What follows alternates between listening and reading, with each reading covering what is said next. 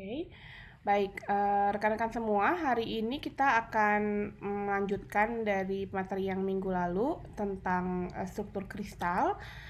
Sebelum itu, kita coba tonton video dulu ya, tentang kembali dari Coursera tentang bagaimana struktur dapat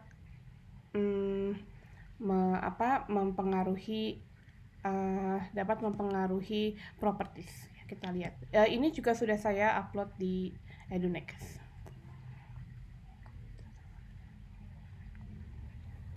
So what we've just seen in defining these 6 categories of engineering materials based on structural and electronic considerations is that in each case, either through an atomic level structural issue, the bonding between individual atoms, or in the case of the chairs, the microscopic architecture of the fiber reinforced composite. We see an underlying principle that is going to be a mantra for material science throughout these 10 things, and that is structure leads to properties. That's the underlying concept that informs all of material science, really. A structural issue, either on the atomic or microscopic level, that leads to our understanding of the nature of the material on the macroscopic or engineering level. So we're now going to look at a short, detailed lecture in which I discuss how the bonding curves, both the bonding force and bonding energy curves that we recall from freshman chemistry, lead us to an understanding of one of the most important of the mechanical properties of engineering materials. And we'll look specifically at the case of the elastic modulus or stiffness of the material. We'll come back to this in more detail in a later segment in another thing. But for now, we want to use this short lecture as our first formal example of how structure leads to properties. So now let's step back and talk in a little more detail about some concepts that we raised early on in our discussion of the stress-strain curve. And this particular sketch is one that I feel is, quite frankly, one of the most important in the course, and so I want to really highlight that and emphasize that this is one of the really seminal examples of this point we've made from the beginning in this course on engineered materials, that that fundamental underlying tenet of material science is that structure leads to properties. And what better example is that early concept of atomic bonding, leading to this now very fundamental, one of our most fundamental mechanical properties, the elastic modulus or stiffness. So if we go back to that discussion of interatomic bonding, we're reminded of how the bonding force curve was the simple first derivative of the bonding energy curve. And we had that neutral axis, which we've circled here. On the force curve, which corresponded to that equilibrium interatomic separation distance, the bond length between any two adjacent atoms. So again, it could be 2 carbon atoms in a polymer. It could be 2 aluminum atoms in an aluminum alloy. Could be distance between aluminum and oxygen ion in the aluminum oxide. In whatever case, that interatomic distance then is going to change slightly in our stress-strain experiment. So when we have this stress-strain tensile test specimen, we're in a position to effectively, down on the atomic scale, we're just trying to pull atoms apart. And of course, in the initial going, we're just simply increasing that bond length by a very small fraction. And so even though this is a highly curved plot, this bonding force curve, again, we emphasized when we're talking about this early on in our discussion of atomic bonding, reviewing those basic chemistry principles that we'd likely seen before, that the tangent at this point is a nearly straight line. So that explains why the overall load elongation curve is straight. Again, it's just a macroscopic scale manifestation of that interatomic bonding, that local atomic structure that we introduced in that very early lesson.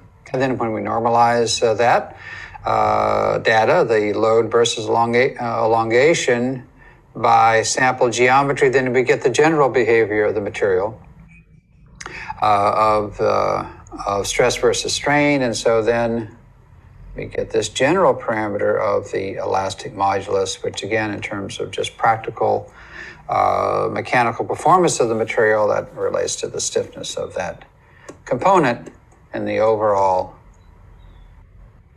engineering design. Oke, baik. Jadi ini kenapa kita harus kenapa sih harus belajar struktur dulu gitu ya. Jadi kita akan lanjutkan lagi. Jadi tadi sebenarnya pengantar nanti untuk minggu depan kalau kita sudah mulai masuk ke mekanik ya, ke mekanik-mekaniknya. Saya akan melanjutkan dari kuliah kita di minggu lalu.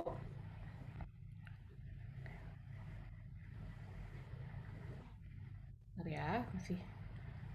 Oke, saya pakai slideshow aja.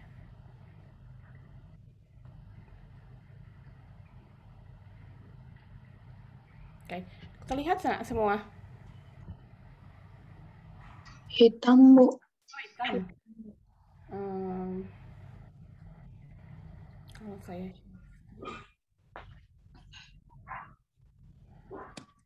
kalau ini gimana?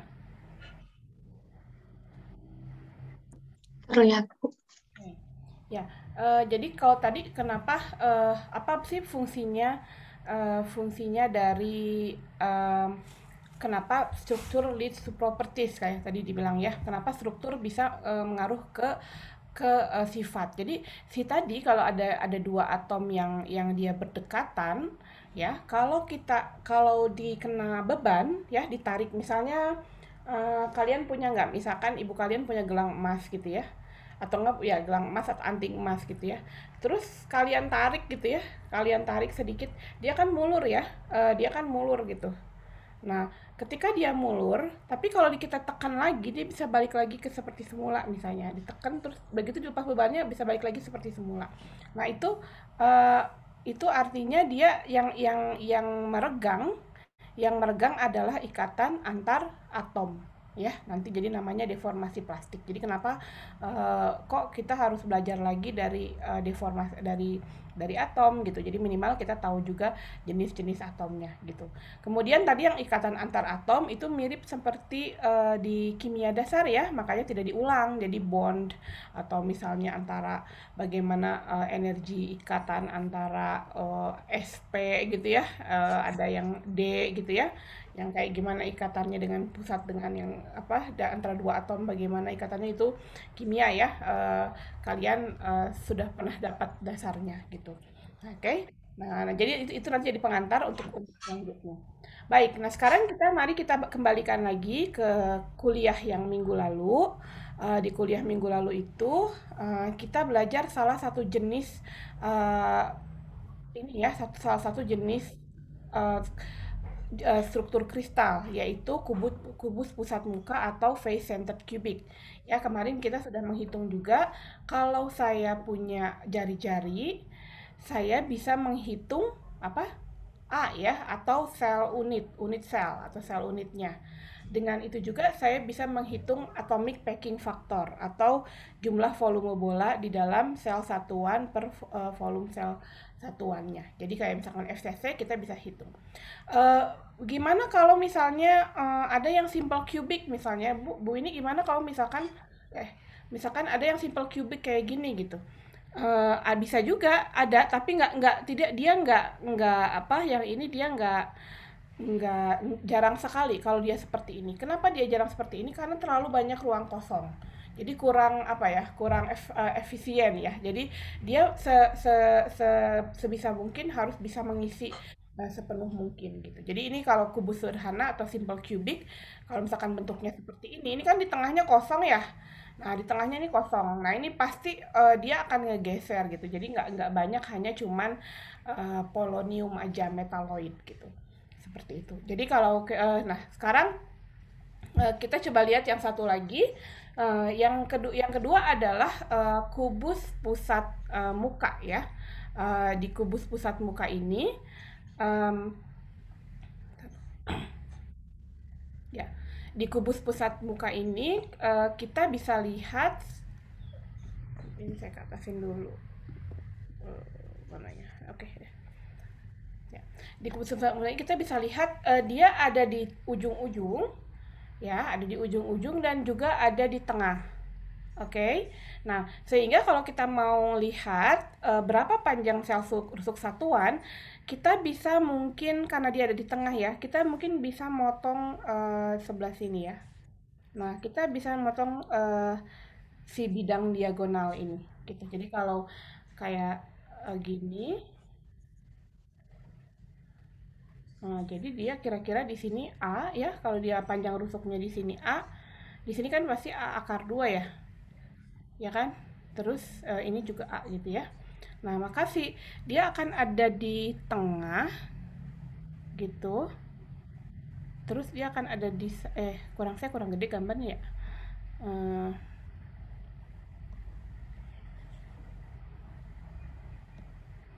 Nah, ini dia akan ada di tengah. Terus dia akan ada di pinggir. Dia akan ada di pinggir, akan ada di pinggir, akan ada di pinggir gitu. Kira-kira seperti itu. Kebayang nggak?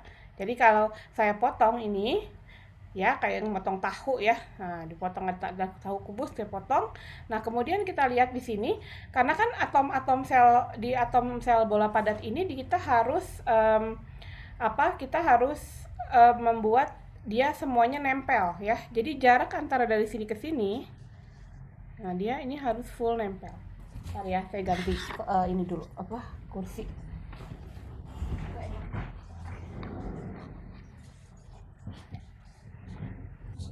Oke. Ya, jadi dia nempel. Artinya apa? Artinya kalau ada yang tahu berapa panjang diagonal ruang? A akar 3 ya. Ya, jadi diagonal ruangnya A akar 3 itu sama dengan jari-jarinya 1, 2, 3, 4. Jadi sama dengan 4 jari-jari. Nah, sehingga sehingga panjang rusuk satuan adalah 4R akar 3. Sama ya? Ya. Nah, kemudian yang kedua adalah jumlah sel atom persatuan ya. Jumlah sel atom persatuan yaitu N yang ada di tengah ya, yang ditambah N yang ada di face-nya tapi dibagi 2, ditambah N yang ada di C ya, cornered, dibagi 8. Nah, di sini jumlah atomnya kalau yang di tengah, kita lihat di tengah ada 1 yang gede, 1. Kemudian yang di mukanya dia nggak ada ya, nggak ada di sini nih di permukaannya. Kemudian yang di ujung ada 8. Jadi ada 2 sekarang ya. Jadi 1 ditambah 1 jadi 2. Nah, ini lebih gampang nih ya ngebayangin bilangan koordinasinya dibanding yang kemarin. Kalau kemarin face centered cubic 12 agak bingung ngebayanginnya. Nah, kalau ini lebih gampang ngebayanginnya, di mana bilangan koordinasi atau berapa atom yang dia ada di tetangga paling dekat itu adalah 1, 2, 3, 4, 5, 6, 7, sampai di belakangnya ada 8. Ya, jadi bilangan koordinasinya ada 8. Dengan demikian kita juga bisa menghitung atomic packing faktornya. Jadi kalau ini rumusnya berarti jumlah atom, jadi jumlah atom. Kemarin kalau kita lihat rumus yang di sebelah sini, mana ya tadi? Jumlah volume bola di dalam sel satuan per volume sel satuan. Jadi kalau ini kan di satu sel satuan ada 4 ya. dikalikan dengan volume sel satuan, dibagi volume bola, dibagi dengan volume sel satuan. Sekarang kita lihat di sini. Kalau ini berarti ini adalah apa namanya? Kalau 2 dikali, kita lihat misalnya mana tadi? Berarti ini 2 dikali volume dari bolanya, yaitu 4/3 VR pangkat 3 dibagi dengan volume dari si ini ya, dengan jari-jarinya adalah 4R pangkat 3. Jadi 4R akar 3 per pangkat 3. Nah, ini nanti hasilnya adalah sekitar 0,68 ya. Biasanya ini jadi ini adalah satu jenis dari atom pusat badan atau body center cubic. Oke. Sampai sini ada pertanyaan? Belum ya? Kita kalau ada yang mau bertanya, boleh raise hand, boleh acungkan tangan, boleh juga langsung bertanya di interupsi saja, nggak apa-apa ya, mudah-mudahan ya. Oke. Nah ini kembali lagi ke sini. Nah kalau kubus sederhana ini sangat-sangat apa ya? Ini sangat-sangat ya ini jarang. Misalnya ini ya, kalau kubus sederhana. Halo Pak. Oke, Pak Tirta kayaknya masih di mobil ya. Oke.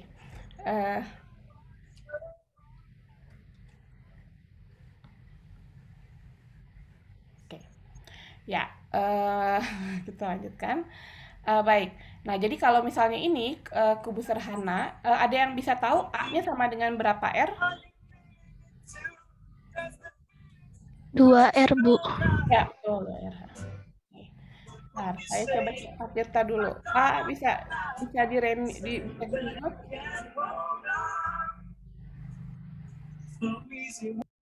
Oke. Saya gimana cara matiinnya? Ini kecoret ya. Oke. 2R, betul. Betul ya, 2R. Nah, berarti jumlah atom per sel satuan berapa?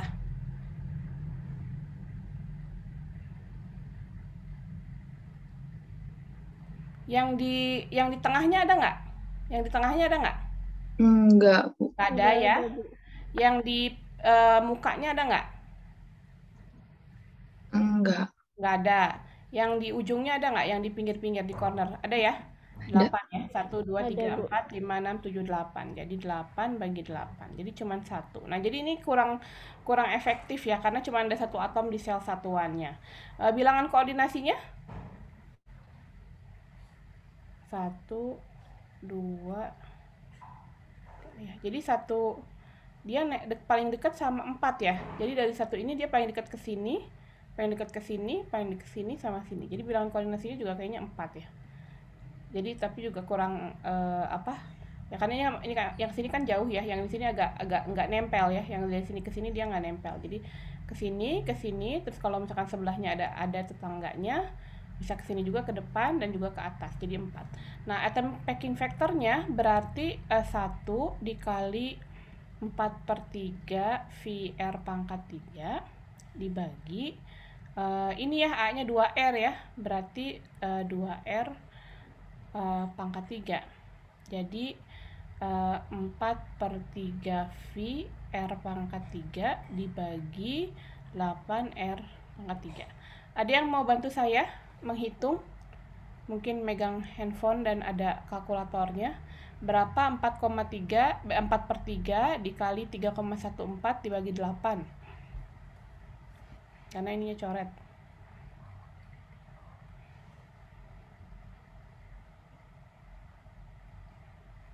0,523, Bu.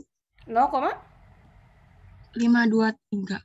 523. Nah, ini kecil ya. Kalau kita lihat atomic packing factornya dibanding lebih kecil dari yang 0,68 atau 0,74. Nah, jadi yang paling banyak memang banyaknya FCC atau BCC. Kalau kubik ini apa ya, mau nggak mau dia ngegeser gitu. Anggaplah kalian punya ini ya, kalau adikmu atau ya adikmu punya mainan bola-bola yang banyak ya, terus kamu masukin atau kelereng lah anggap ya, kalian kelereng masukkan ke satu wadah ya, wadah kaca. Itu kan dia nggak akan, bentuknya nggak akan kayak gini ya, pasti dia akan ngegeser ke tempat yang lebih stabil biar dia penuh gitu kan, lebih penuh. Nah itu atom juga sama, dia akan cari daerah yang lebih nempel gitu, seperti ini. Oke, yang lebih bagus lagi, ada yang bukan lebih bagus ya, jenis yang lain itu namanya adalah hexagonal close pack ya.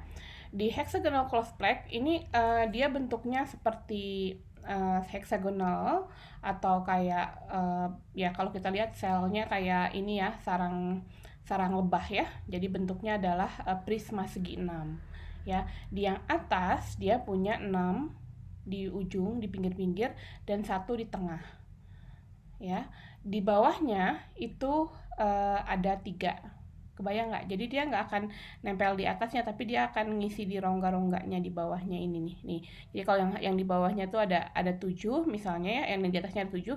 Nah, bawahnya itu dia akan ngisi di antaranya gitu ya. Ini paling enak kalau kita di kelas ya. Di kelas emang kita bawa sendiri kelerengnya atau bola-bolanya, terus kita coba sendiri ngebayanginnya ya.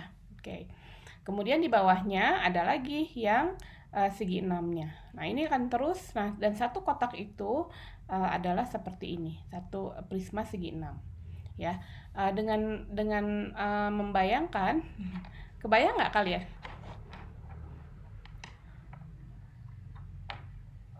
Ada yang agak kebayang jenisnya?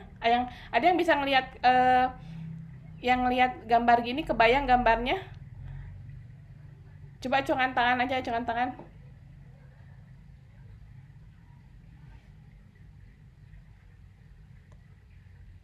Saya bisa lihat acungkan tangan nggak sih? Enggak ya? Oh, nggak bisa. Oh iya, Sabila ngerti. Yang lain ada yang ngerti? Ada yang kebayang? Oke, Sabila, Anda ngacungkan tangan, kebayang atau ada pertanyaan? Kebayang ya? Iya, Yang Bu, kurang lebih, Bu. kurang lebih. Oke, yang lain bisa kebayang nggak?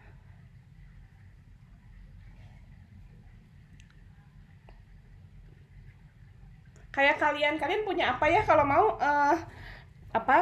saya punya anak-anak di rumah, anak-anak SD ya, anak-anak SD aja itu praktikumnya banyak loh di rumah. Jadi kayak apa sih, misalnya mencair, menguap gitu ya, dia sengaja dikerjain sendiri gitu. Nah, ini kalian juga, saya pikir kalau kalian punya apa ya, kalau kalian punya kelereng, kalian coba susun seperti ini. Beli kelereng berapa sih, 10.000 ya misalnya, atau nggak punya ada kalian, terus coba diatur kayak gini. Dia itu namanya hexagonal close pack. Jadi di bawahnya kayak gini, di atasnya itu ada 3 lagi gitu, 1 2 3. Nah, sebenarnya dia berulang sebenarnya, tapi dengan layer yang beda. Jadi layernya apa namanya, nggak atas bawah sama persis gitu. Oke ya, yang lain kalau intinya dari karena kalau struktur kristal ini kita bisa membayangkan. Kalau misalkan nggak bisa membayangkan, mungkin perlu visualisasi ya, mungkin perlu praktikum sendiri gitu, ngecekin gitu ya.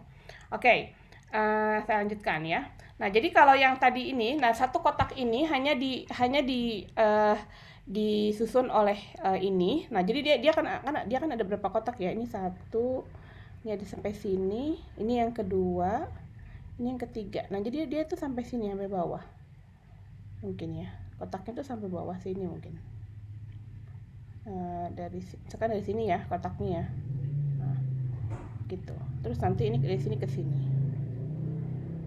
nah sampai si angka yang sebelah sini. Ini juga sampai mungkin sebelah sini.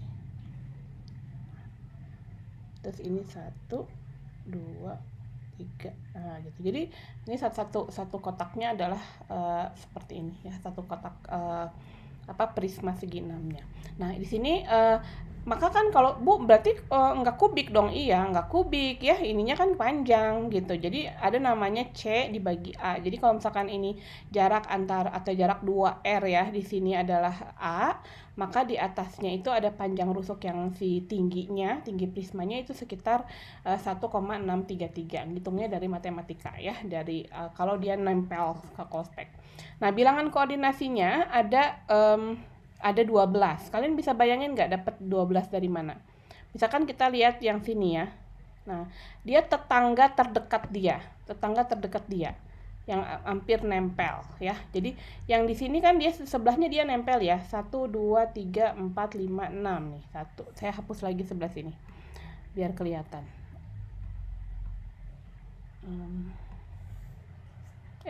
Kok bilang?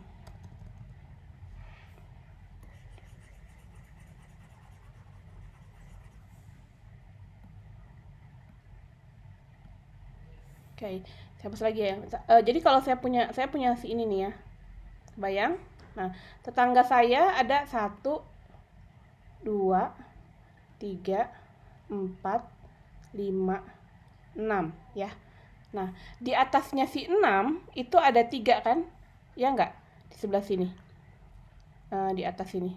1, 2, 3 nih di atasnya ini, di atasnya si 6 ini harus ada 1, 2, 3 gitu. Jadi 9, 10, 7, 8, 9. Terus di bawahnya si ini tetangganya juga yang dekat karena dia nempel ya, di bawahnya ada 3 juga. 1, 2, 3. Jadi totalnya ada 12. Jadi bilangan koordinasi dari hexagonal closed-packed itu ada 12. Nah, kemudian yang ketiga adalah atomic packing factor. Sama kalau misalkan kalian menghitung volume prisma segi 6, kemudian kalian juga menghitung R-nya kan udah tahu ya, R-nya di sini kalau A-nya segini berarti R-nya adalah A-nya sama dengan 2R ya. Di sini karena cuma ada 2 di sini nempel nih. Dia nempel banget gitu ya. Jadi di sini nah kayak gini ya. Nah, jadi sini A-nya adalah 2R. A sama dengan 2R. Ya. Kemudian C-nya sama dengan tadi 1,633. Nanti kalian bisa ngitung. Jadi atomic packing factor itu jumlahnya di sini ada 6 dikali dengan volume 4/3 pi R pangkat 3 dibagi dengan volume ini. Volume ini total jadinya kalau dihitung adalah 0,74. Ini juga cukup banyak logam-logam seperti magnesium, kalau nggak salah seng ya, yang dia bentuknya adalah hexagonal closed-packed. Oke, sampai sini ada yang mau bertanya?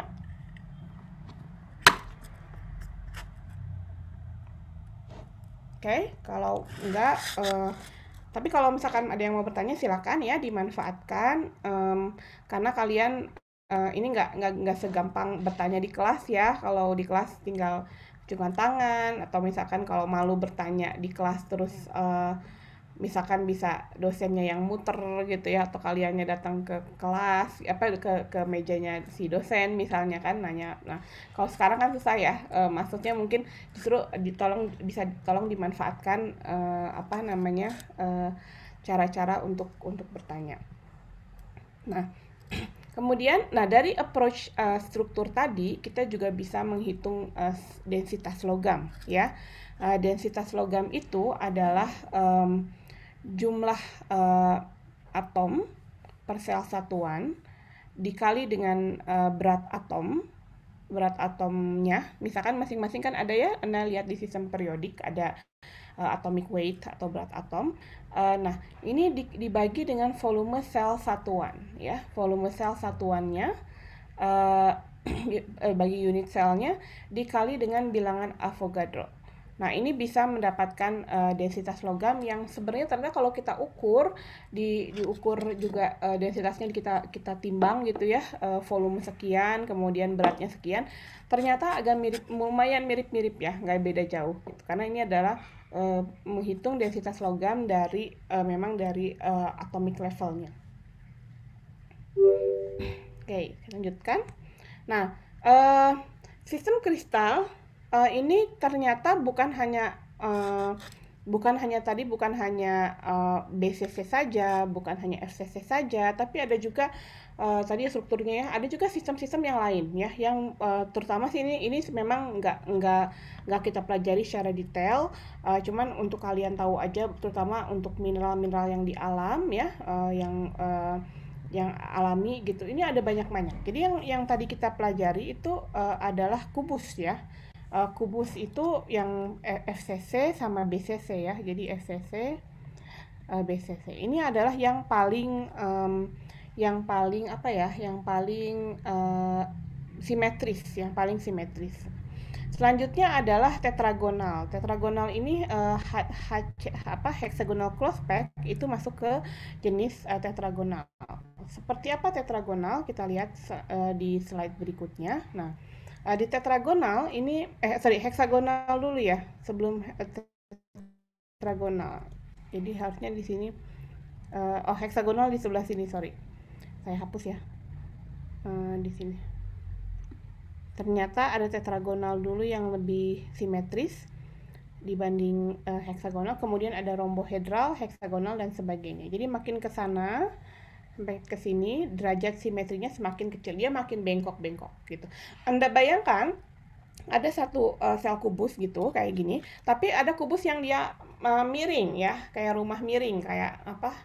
Anda punya satu box, terus boxnya miring gitu kan, dimana alfanya atau gamma atau beta si sudut-sudutnya ini bisa jadi nggak 90% ya. Kalau kubus itu kan 90%, tapi kalau misalkan bisa jadi kalau kita miringin atau dia miringin ke sana, miringin ke sini gitu ya, dipindah-pindahin, ini bisa jadi nggak 90%. Ya, jadi kita bisa jadi kalau misalnya alfa, beta, gamanya 90%, terus A, B dan C-nya 90 sama nilainya, maka dia bentuknya adalah kubus ya. Oke.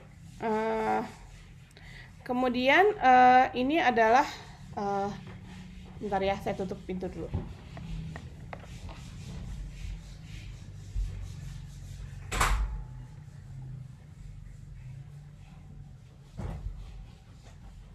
Oke, nah kemudian yang selanjutnya adalah yang heksagonal tadi, hexagonal closed-pack.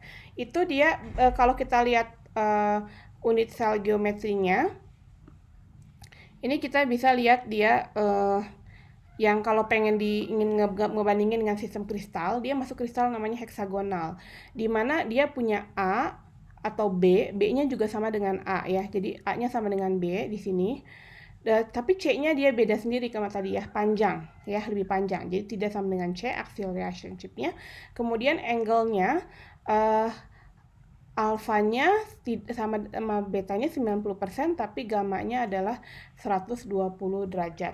90 derajat kalau gamanya adalah 120 derajat gitu.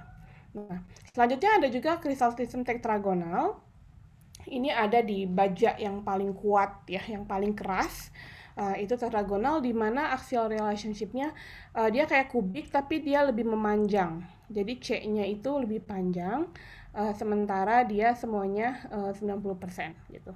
Nah, makin ke sini ada rombohedral, ada trigonal, ada ortorombik. Nah, ini kita bisa coba-coba lihat ya, atau monoklinik atau triklinik. Ini yang makin miring-miring. Sampai ke sini sih mungkin lebih ke kristal-kristal ya, biasanya kristal-kristal mineral gitu.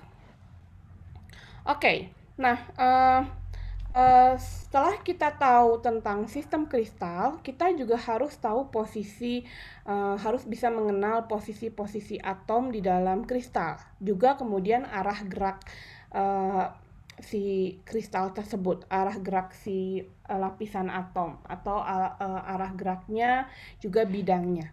Kenapa? Karena nanti kita perlu mengetahui nanti terkait dengan pembebanan bahan. Misalnya saya punya logam gitu ya.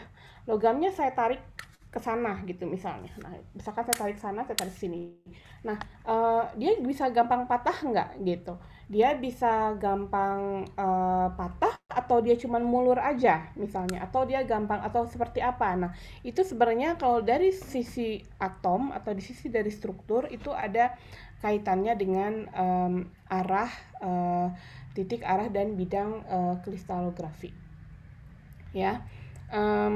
Apa ya? Saya punya contoh apa ya yang bisa bengkok-bengkok ya? Nanti deh. Mungkin nanti di bagian perilaku mekanik kita cari logam-logam yang kita gampang bengkok-bengkok ya. Apa bedanya kalau logam bengkok dan nggak bengkok?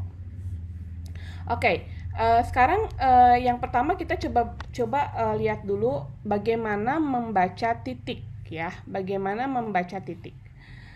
Titik itu sama kayak kalian membaca koordinat.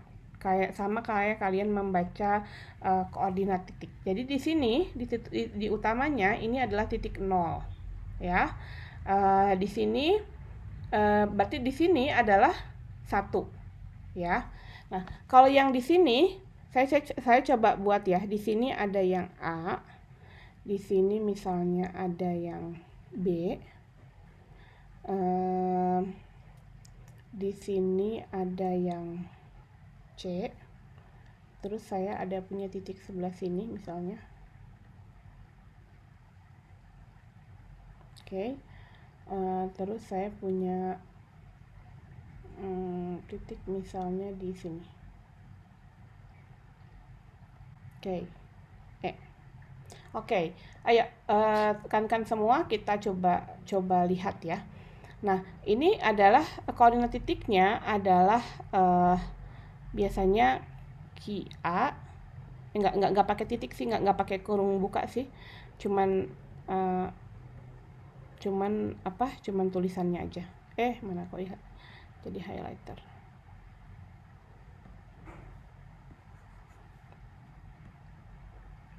Oke, coba kita lihat. Jadi cuman QA, RB, sama SC.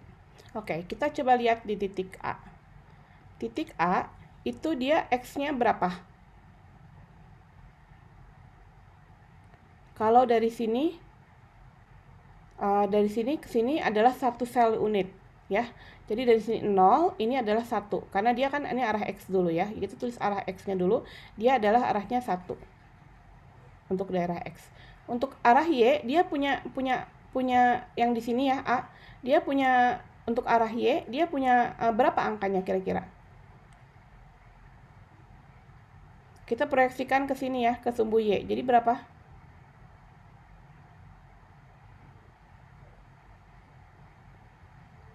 0. Ya. Kenapa 0? Karena ini kan sumbu Y daerah sini nih. Kalau di sini dia masih 0, kecuali kalau dia di sini sumbu Y-nya jadi 1. Bayang nggak? Jadi yang ini adalah 0. Oke? Nah, sumbu Z. Nah, sumbu Z itu 0-nya di sini, dia naik ke atas gitu. Jadi kalau misalkan Z-nya di sini, kita coba proyeksikan atau paralelkan dia ke sini. Berapa Z-nya?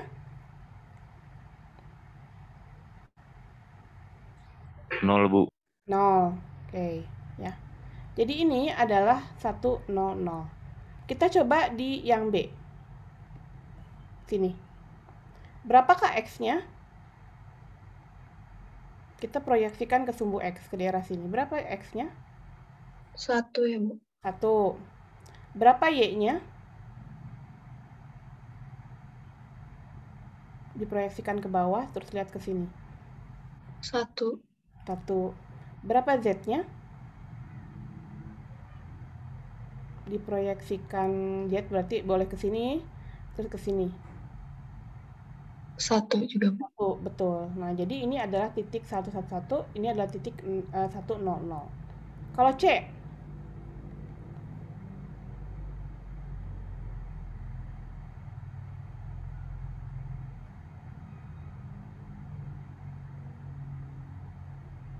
X-nya 0, Bu. 0. Y-nya? 1. Mm-mm. Z-nya 0. Z-nya 0. Tuh. Ayo, yang lain bisa mengikuti. Kalau D, ini dia di negatif 1 nih di sini. Berarti X-nya berapa?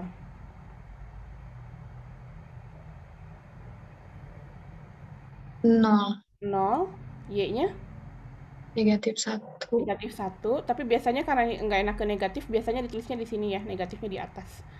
Terus Z-nya 0. 0. Oke. Yang lain? Ayo jangan stabil aja, ganti yang lain. Coba ya, yang E.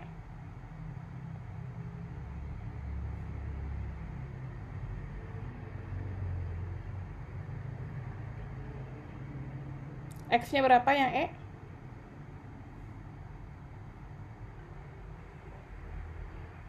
Yang E-nya diproyeksikan ke sini X-nya, karena dia kan sumbu X-nya daerah sini. Diproyeksikan ke sumbu X. X-nya 0, Bu. X-nya 0, oke Novin. Y-nya berapa? Y-nya setengah. Betul. Z-nya? 1. Z-nya 1 karena dia diproyeksikan ke Z. Betul. Sip.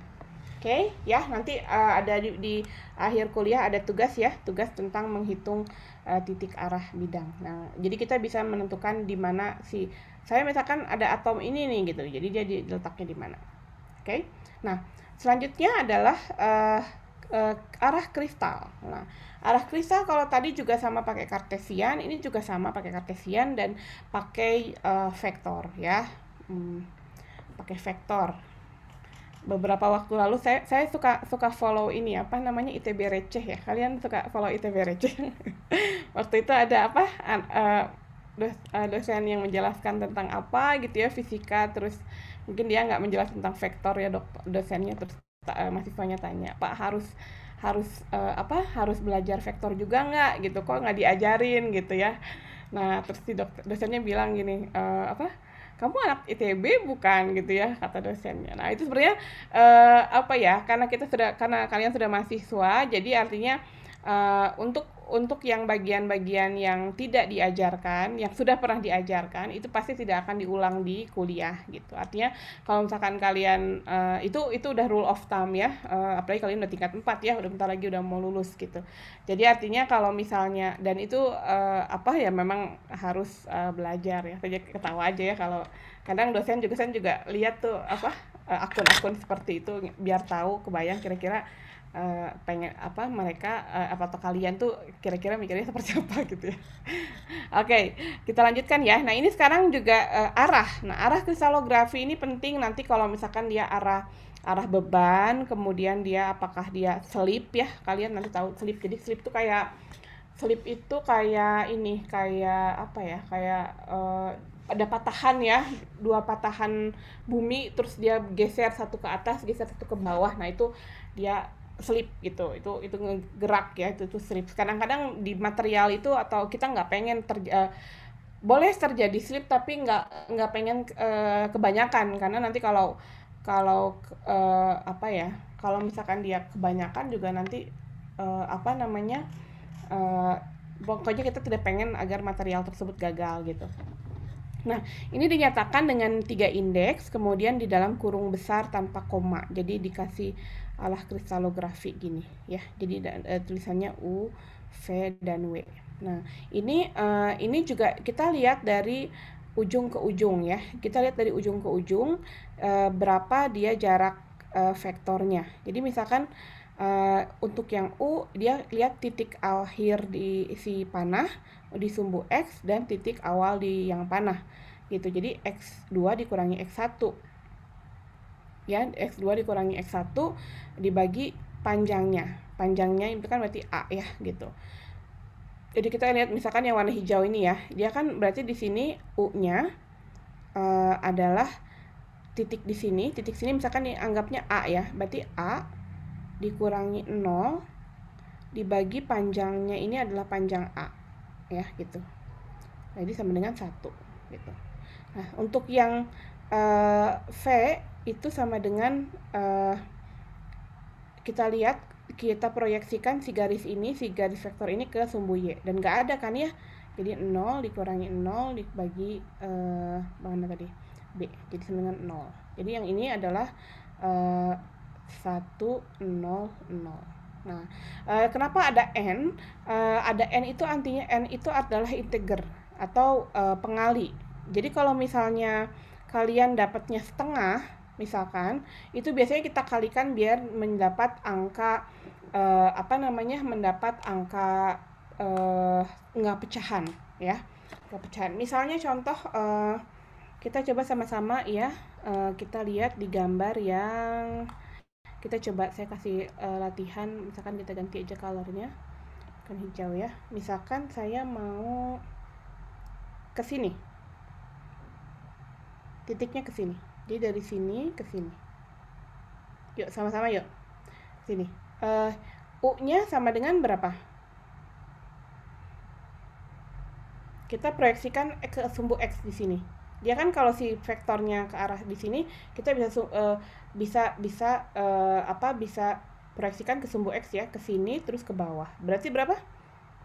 1. 1 ya. Jadi tadi kan sebenarnya di kayak punya A dikurangi 0 dibagi A ya, jadi 1, betul. Oke. Nah, V-nya kita proyeksikan ke sumbu Y. Berarti kita ke bawahin ke sini terus ke situ ya. Jadi berapa? Setengah ya, Bu. Setengah si B-nya ya. Saya tulis aja ya yang rumus yang benernya ya. Tapi kalau kalian bu setengah ya nggak apa-apa juga, itu juga langsung benar karena kan kelihatan ya. Berarti setengah gitu. Terus yang W atau Z-nya kita proyeksikan ke sumbu Z terus ke sini berapa? 1. 1 ya. Kita dari C dikurangi 0 dibagi si panjangnya C. Misalkan ini panjangnya C, ini panjangnya B. Nah, ini kan jadinya berarti ini jadinya berapa tadi? Ini kan jadi pakai kurung buka 1/2 1 kan ya. Nah, ini nggak disukai ada setengah kalau untuk arah kristalografi. Jadi sama-sama kita kali dua-duanya dengan angka 2 ya, kali dua-duanya agar dia bisa dapat integer atau nggak ada pecahan. Jadi kita kali 2 semuanya, yang satu dikali 2, yang satu ini juga jadi menjadi 1, ini jadi 2 gitu. Oke. Saya satu lagi contoh ya, karena nanti ada soalnya. Saya hapus dulu yang sebelah sini biar nggak mencoret-coret. Nah, mungkin saya kasih satu contoh lagi yang ini ya. Misalnya saya mau buat arahnya beda ya. Saya buat dari tengah sini sampai ke sini. Oke. Yang harusnya garis lurus ya. Nggak enakan ya.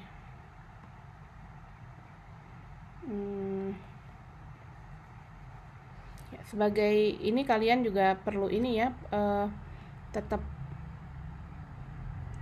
mana 1, 2, 3 pen. Nah, sebagai engineer yang baik kita juga harus bisa sketsa yang baik. Nah, misalkan kayak gini. Nah, coba kita lihat yang sini. U-nya berapa? Ini kurangi ini ya. Jadi A dikurangi 0 dibagi A sama dengan 1. V-nya dia arahnya ke sebelah sini. Kalau dia arahnya ke sebelah sini, terus kalian bingung kan titiknya dari sini, kalian bisa gambarkan dia digeser. Dia boleh digeser ke titik ini. Jadi kita bisa geser ini ke sebelah sini. Gitu ya. Pakai dengan yang sama. Nah, gitu. Jadi pakai garis-garis sejajar ya, garis yang paralel ke sebelah sini. Nah, sehingga kalau dia proyeksikan ke sumbu Y ini jadi berapa? Kalau ke sini B, jadi ke sini berapa? Min setengah. Jadi negatif, betul. Jadi dia jadi negatif B. Negatif setengah B, betul ya. Negatif setengah B dikurangi 0 dibagi B. Jadi dia jadi negatif setengah. Kalau W-nya? Ada nggak W-nya? 0. 0, betul ya.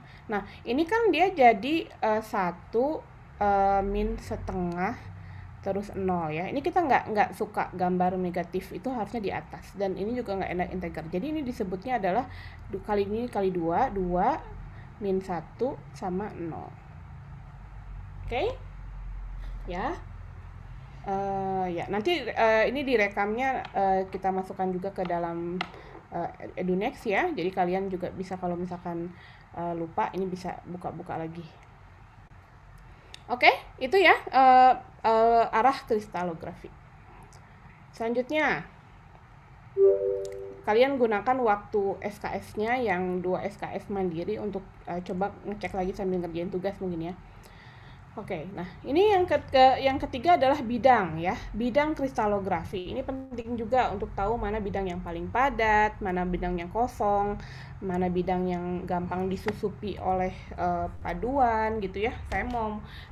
Misalkan saya mau bikin paduan yang kuat gitu ya, antara misalnya aluminium sama seng. Misalkan aluminiumnya harus 70%, sengnya harus 30%.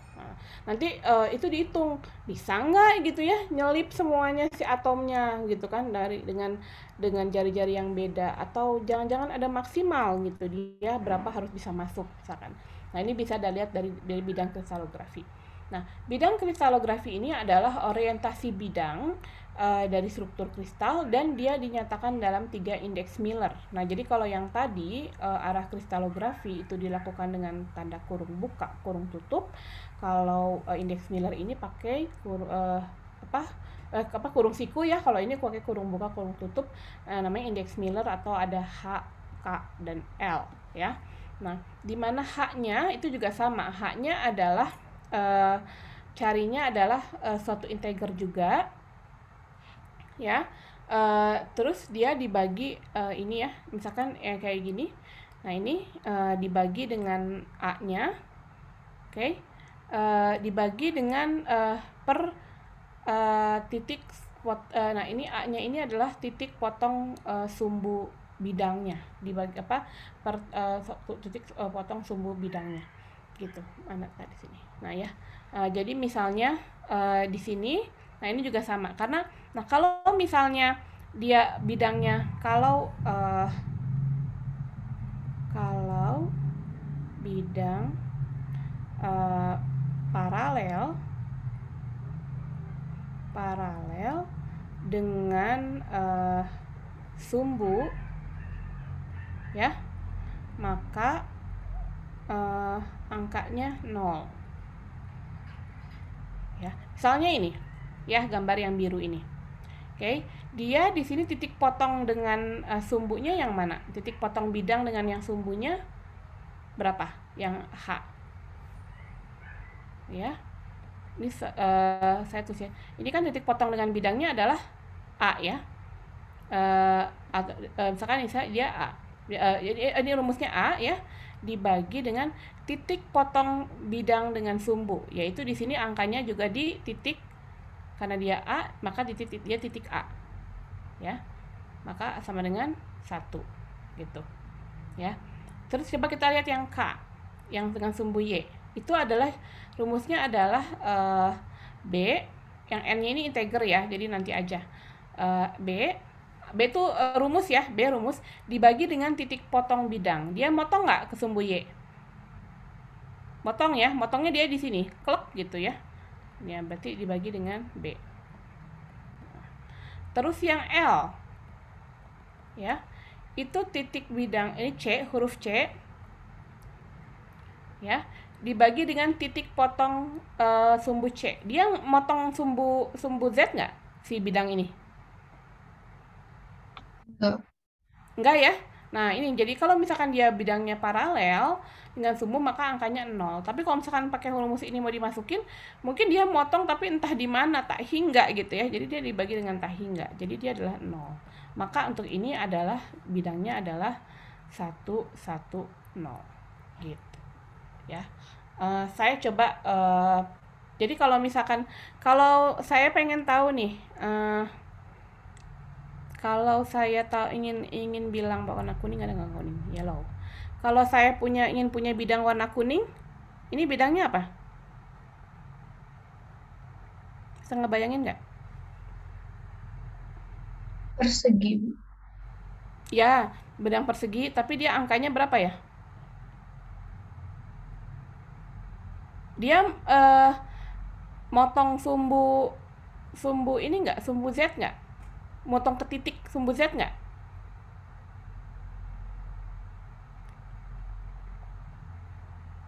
Atau jangan di sini deh, biar gampang. Karena ini di bawah ya. Saya kasih gambar lagi yang misalnya titiknya di sini. Nah, biar gampang. Nah, ke sini ya, misalkan. Nah, si bidang ini sejajar sumbu X nggak? Saya punya ini, misalkan sumbu X di bawah, saya punya bidangnya kayak gini. Mana? Saya punya bidangnya kayak gini. Dia sejajar sumbu X nggak? Iya, Bu. Nah, kalau sejajar sumbu X, maka dia HK-nya adalah 0. Ya. Dia sejajar sumbu Y nggak? Iya, Bu. Nah, dia sejajar sumbu Z atau dia motong? Motong, Bu. Motong di 1 ya. Nah, maka ini adalah 001 gitu. Bayang, mana lagi tadi? Saya coba pakai ganti pennya biar kelihatan. Ya, jadi yang ini adalah 001. 001 di sini. Kalau 100 yang mana?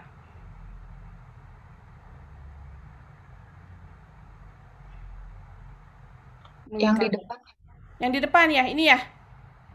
Nah, yang ini itu 100 karena dia si bidangnya motong si sumbu X. Tapi dia paralel sama sumbu Z sama sumbu Y. Jadi ini 100. Kalau saya mau gambar 111 gimana?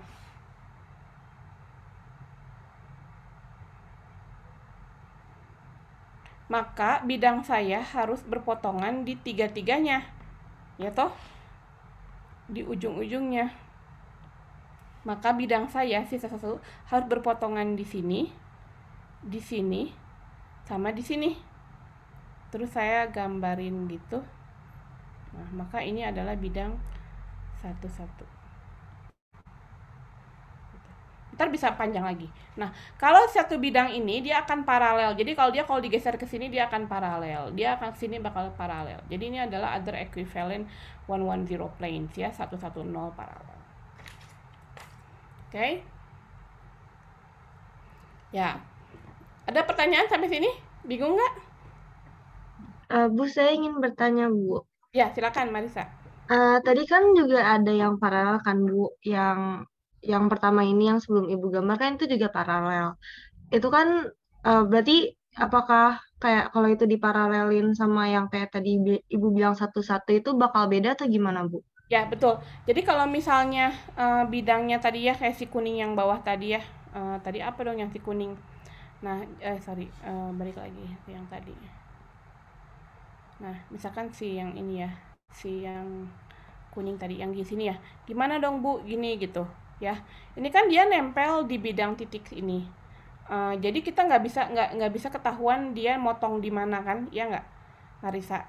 Nah, ini boleh kita tarik ke atas, tarik ke atas biar ketahuan motongnya apa. Jadi bidang ini sama bidang ini karena dia paralel maka dia sama-sama 001. Bayang? Ya. Jadi kalau nanti misalkan ada bidang di sini gimana nih yang sebelah sini, kita geser ke sana biar bisa tahu. Misalkan atau enggak bidangnya yang di belakang ya, bidangnya di belakang dia kan nempel sama si titik 0 ini kan, si bidangnya tuh nempel gitu. Kita majukan ke depan atau mungkin jadi biar sama. Jadi semua bidang yang kalau dia sama-sama 001 dia paralel yang bisa digeser-geser itu sama. Seperti itu. Jadi si bidang misalnya 001 itu semua bidang yang mendatar ya, dari mau geser ke sini, mau geser ke sini, mau geser ke atas terus atau geser ke bawah, tapi itu semua adalah bidang-bidang yang mendatar gitu. Mendatar. Kalau misalkan yang ini berarti ya ini digesernya jadi seperti ini gitu.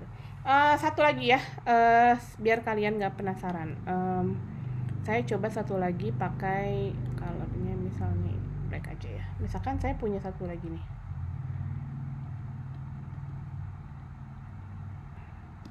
Hmm,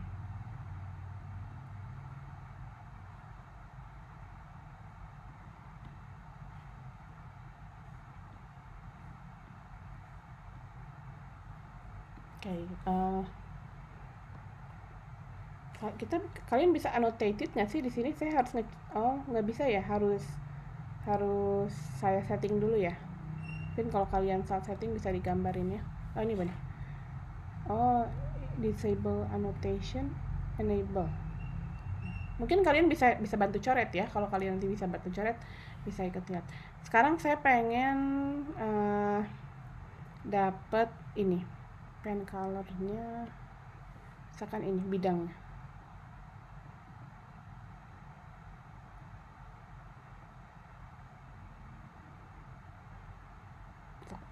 Ada yang bisa bantu saya bidangnya apa?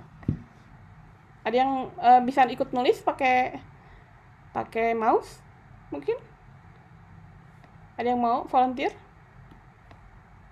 Ini X, ini Y, ini Z. Oke, kalau enggak bantuin saya. Berapa hak-haknya?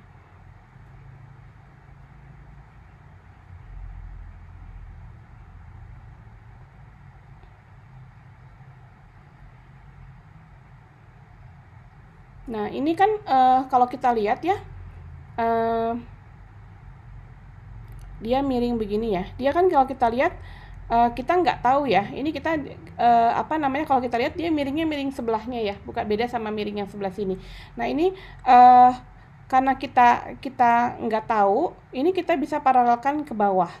Kenapa? Karena kita ngitung titik poinnya bingung gitu, karena dia titik poinnya nggak di angka 0 di sini gitu.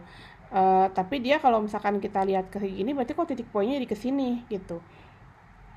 Ya enggak, karena dia miringnya ke sebelah sana. Nah, jadi yang bisa kita lakukan itu kita pindahkan si layar ini. Jadi kita buat kayak tambahan kubus di bawah mungkin ya. Nah, kita buat tambahan kubus di bawah seperti ini. Kemudian kita geser si segitiga ini ke bawah. Jadi yang ini titiknya asalnya di sini, kita ubah jadi ke sini. Ya. Kemudian tadi ini dia melewati setengah titik yang di bawah, setengahnya ya, setengah dari si kubus ini yang untuk sumbu Z. Jadi kita masukkan buat di titik yang sebelah sini. Ganti warna. Buat ke sebelah sini. Yang ini juga ngegeser karena dia turunnya satu, saya turunkan pindah ke sini. Saya turunkan ke sini. Nah, jadi ini kita pindahkan dia jadi yang seperti ini. Nah, kalau lebih kayak gini kan lebih gampang ya. Kenapa? Karena masing-masing memotong sumbunya lebih jelas gitu, lebih jelas. Maka di sini jadi kalau misalkan dia kepotong di atas, terus kan berarti titik acuannya nggak di 0 ya, di sini nggak di 0, maka kita geser titik acuannya jadi ke yang 0. Nah, kalau kayak gini, berapa haknya di sini? Lebih gampang bacanya. Berapa haknya? 1, Bu. 1 berapa? Saya hapus hilang. Haknya adalah 1, betul. Berapa Y-nya? Berapa LK-nya? 1 juga, Bu. 1. Kemudian berapa L-nya? Jadi minus setengah ya, Bu.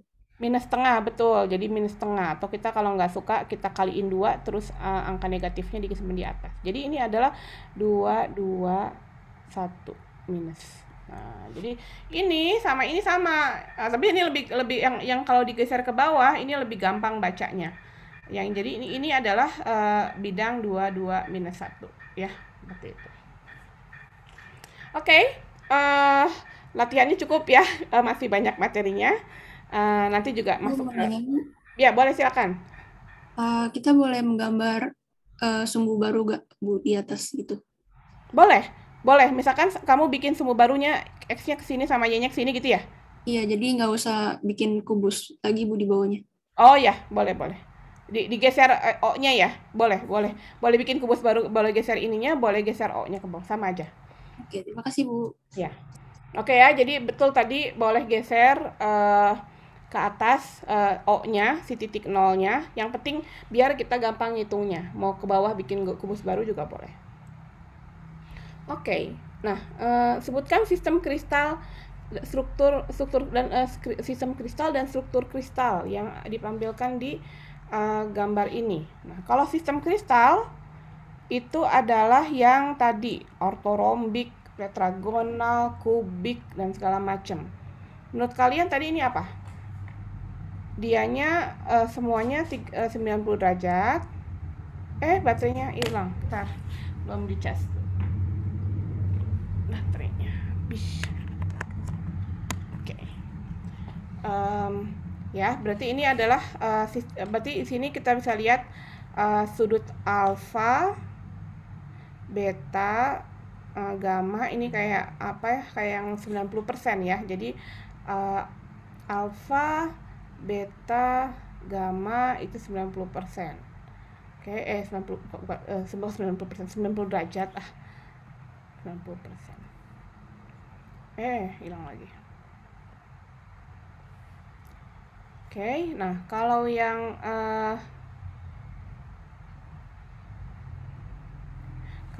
pen, kalau yang ini, kalau yang sisinya, maka A itu sama dengan B ya. Jadi B-nya kan sama dengan A di sini ya. Tapi C-nya tidak sama dengan C. Nah, ini masuknya apa? Tetragonal ya, Bu. Betul. Jadi ini masuknya adalah tetragonal. Kalau struktur kristal itu adalah yang FCC, BCC atau kubik atau apa. Jadi kalau ini apa bentuknya? Atau body centered kubik atau face centered kubik. FCC, BCC atau simple kubik. BCC ya, Bu. BCC, Bu. BCC, Bu. Karena dia ada di tengah, betul, 100 dan BCC. Jadi kalau jika A-nya 0,3 nanometer, C-nya 0,6 meter, hitung densitas logam M dengan struktur kitar tersebut dan berat atomnya sekian. Nah, jadi kalian sudah punya BCC, nanti masukkan rumusnya yang BCC tadi, yang di awal ya. Mana? Ini soalnya bareng-bareng nih. Masukin soal yang BCC. Nah, di sini kalian bisa dapat berapa volumenya kan ya, dapat berapa volumenya, berapa jumlah atomnya, ada 2, kemudian juga A-nya berapa, jadi kalian punya berapa volumenya, kemudian dihitung tadi densitas. Nah, berarti densitas balik masukin ke sini. Nah, begitu tahu volume satuan dikali dengan itu masukkan jumlah atom persatuannya, tadi ada 2 di satuannya, kemudian kali Avogadro, nanti kalian bisa dapat berapa densitasnya ya. Jadi kebayang soal-soalnya di kuliah ini sebenarnya kayaknya gampang-gampang ya. Kalau misalnya hitungan gitu, nggak yang penurunan rumus, nggak ada yang turunan pertama, turunan kedua, integral gitu ya. Nggak susah, tapi kita harus tahu knowledge-nya ini harus kuat. Jadi kita harus tahu, oh iya ya tadi ada rumus ini. Oh iya tadi ada rumus ini gitu. Jadi memang levelnya adalah pemahaman, tahu nggak gitu. Tapi kan kalau dikasih tahu caranya pasti saya mah bisa ya, ngitungnya gampang gitu ya. Oke, kita lanjutkan. Nah, jadi kalau misalnya, tadi adalah jenis bahan apa? Kristalin atau non kristalin? Kalau yang dia teratur dari atas ke bawah.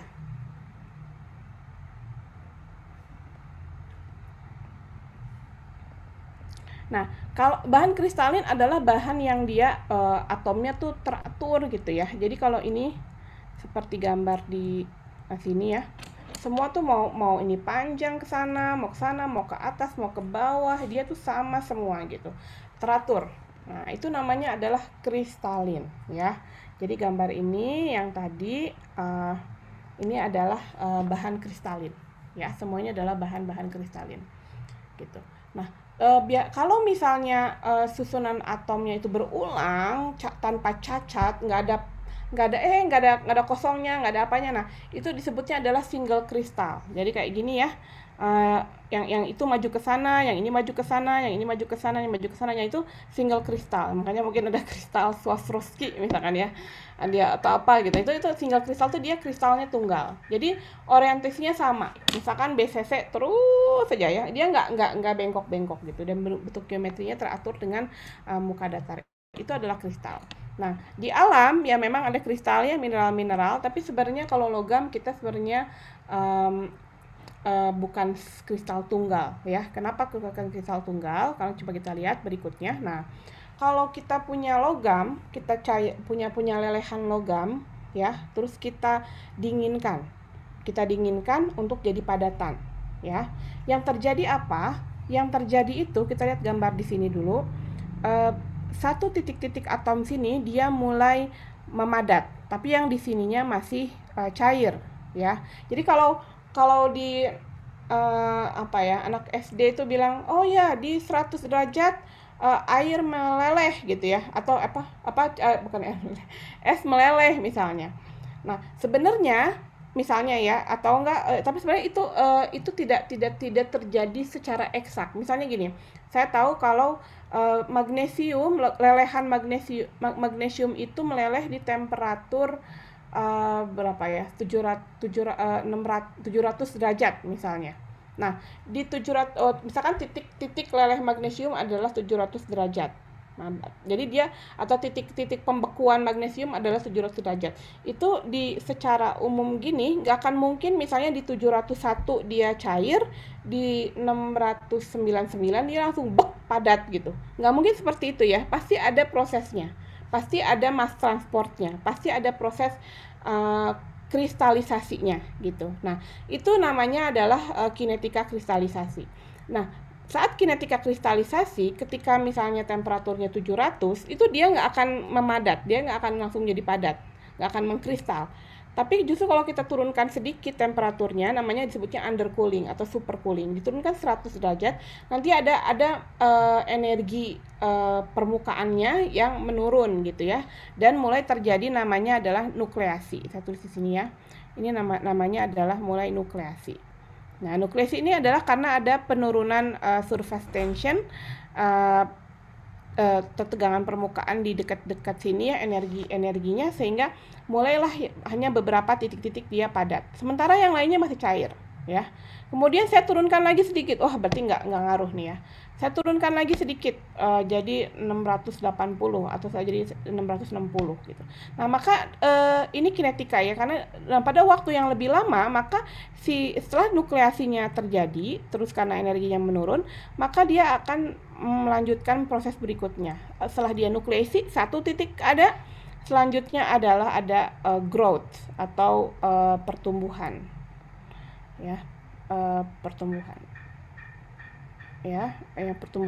di mana yang titik ini bakal jadi ngegedein jadi ke sini, yang titik ini membesar jadi ke sini, yang titik ini ngegedein jadi seperti ini gitu. Apa ya contoh growth yang bisa dilihat, mungkin kayak es batu atau misalkan kayak stalaktit, stalagmit gitu, yang dia mulai dari satu titik terus lama-lama jadi panjang gitu ya, atau mungkin kayak butiran-butiran salju gitu yang jadi kecil dari jadi besar. Nah, itu adalah growth. Nah, di sini ini kristalnya arahnya ke sini. Di sini kristalnya arahnya ke sini kan, karena dia acak ya mulainya ya. Di sini kristalnya arahnya ke sini. Nah, ini masih cair nih. Terus waktunya lama, kita biarin nanti lama-lama dia juga karena sudah secara keseimbangan dia harus memadat gitu ya, harus mengkristal, maka kristalnya akan tumbuh atau growth. Nah, yang ini akan ke sini, yang ini akan ke sini, yang ini akan ke sini. Nah, sehingga akhirnya antar kristal ini nabrak. Ya, antar kristal ini nabrak. Jadi kayak bulat-bulat yang dia dia ngumpul-ngumpul ya, dia ngumpul-ngumpul terus kena gitu. Nah, sehingga ini ada arah kristalnya, ini satu kristalin, ini satu kristalin, ini satu kristalin, satu kristalin. Dan kalau misalkan secara mikroskopis nanti akan ada seperti ini. Jadi ada kayak batasnya. Batas antara butir ini kita sebut antara butir ini, dan ini ada batasnya gitu. Nah, itu disebut bahannya adalah polikristalin. Ya, jadi bahan yang ada kita sekarang, mau ini ada aluminium ya, mau ada apa lagi ya, semuanya itu adalah jenis dari polikristalin ya. Jadi semuanya adalah jenis polikristalin. Kalau saya masukkan, saya punya apa nih? Saya punya aluminium ya buat buat laptop. Nah, aluminium ini saya mikroskop, saya potong sedikit, saya masukkan ke mikroskop ya. Di sekitar mikron, sekitar mungkin 40-50 mikron, itu saya bisa ngelihat gambar ini. Saya bisa ngelihat gambar ini. Artinya dia tumbuh dari titik-titik dan kemudian dia menyebar dan dia akan membesar begini. Nah, jadi orientasi kristal itu dia berubah dari butir ke butir, dan pada pertemuan dua butir itu akan terjadi ketidakteraturan atom-atom yang disebut dengan batas butir atau grain boundary. Nah, ini adalah si grain boundary. Nah, jadi yang tadi kita tetap strukturnya adalah BCC, sistem kristalnya adalah kubus gitu ya, tapi dia tidak single kristal, tapi adalah polikristalin. Kristal masih tetap dibuat pakai proses fisika ya, kayak vapor deposition, banyak-banyaknya di lab ya, terutama mungkin untuk alat-alat material maju yang butuh single kristal. Namun pada keadaan material sehari-hari pasti kita punya polikristalin. Jadi di titik-titik ini udah masing-masing ada polikristalinnya, ada kristal-kristalnya. Kita lanjutkan. Dan kemudian selain tadi ada single kristal, ada polikristalin, ada kristalin tadi ya. Jadi kristalin saya tulis di sini. Jadi kristalin dia dibagi dua. Jadi single kristal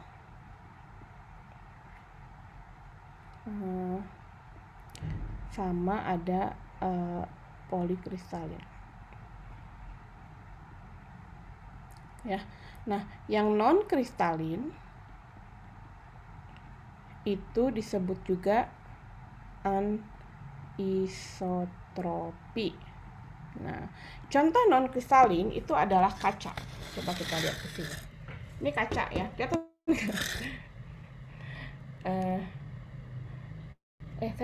Saya harus keluarin dulu ininya ya. Ininya dulu. Keluarin dulu virtual backgroundnya ya. Ini kaca ya. Nah, ini tanaman dulu ya. Nah, kaca ini adalah ini dibuat dari silika ya. Si kaca ini dibuat dari silika, dan dia kenapa dia bisa sifatnya transparan, bisa menginikan cahaya, karena dia sifatnya adalah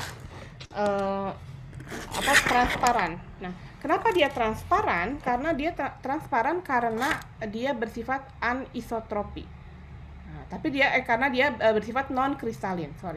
Nah, non kristalin itu apa? Nah, ini contoh dari molekulnya dari si kaca ya.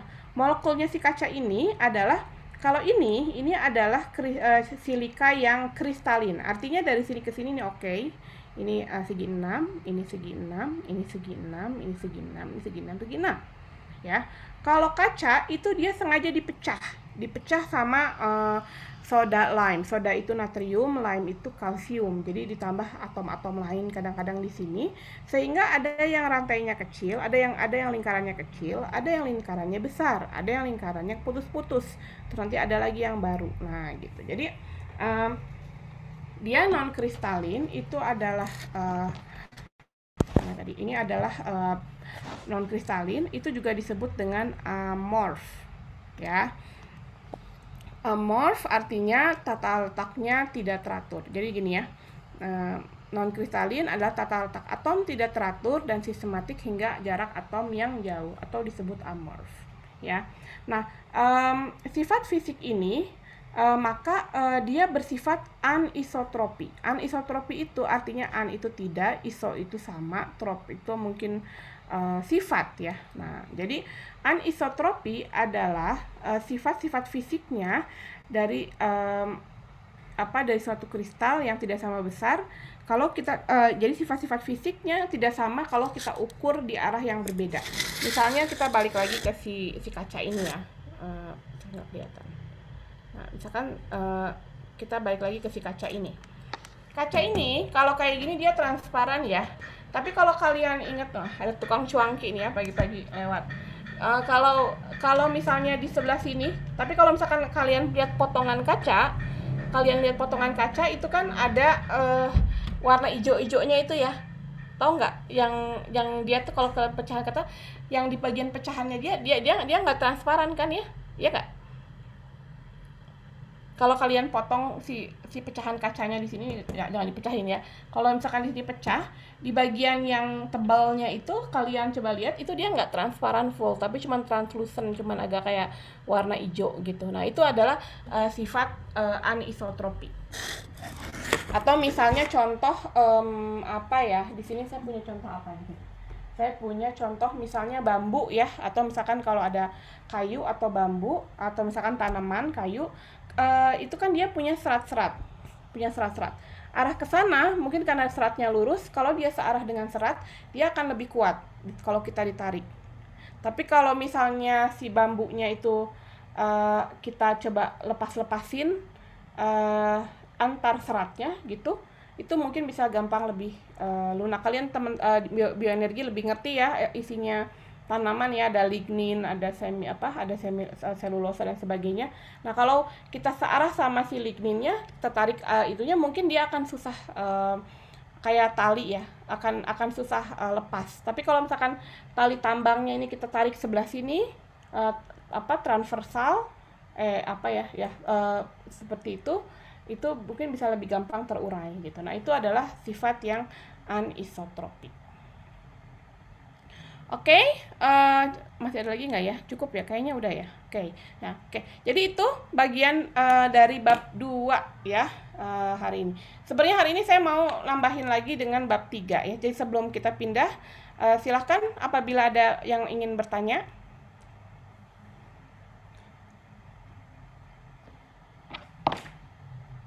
Ibu izin bertanya, Bu. Ya, oke.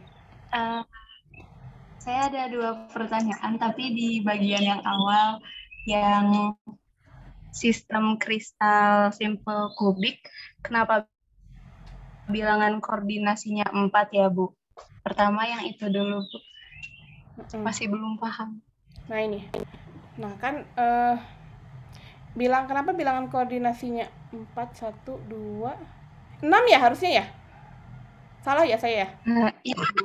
Saya kalau ngitung dapatnya 6. Oh iya betul, 6. 1, 2, 3, 4, 5, 6. Betul. Oh ya, 6. Makasih ya ininya ya. Apa namanya? Revisinya. Oke, betul. Pertanyaan kedua? Yang satu lagi, Bu, yang tadi yang kristal yang ruang itu yang HKL.